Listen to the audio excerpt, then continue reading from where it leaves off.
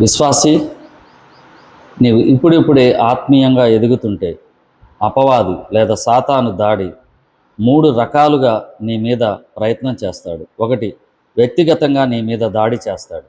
అంటే అనారోగ్యపరంగా, ఆర్థిక పరంగా.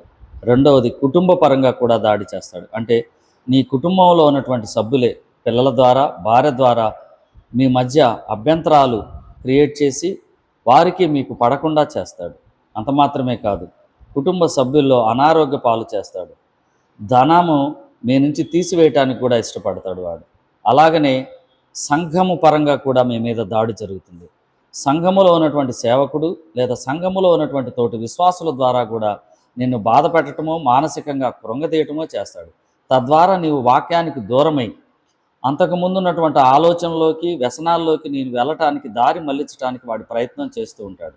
అయితే ఇటువంటి పరిస్థితిలో మనం చేయవలసింది ఒకటే, ప్రార్థనలో ఎక్కువగా గడపటం, దేవుని యొక్క వాక్యాన్ని ఎక్కువసేపు వినడం, దేవునితో సహవాసములో ఉండటం, దేవుని యొక్క బిడ్డలతో సహవాసం కలిగి ఉండటం ఎంతైనా మంచిది.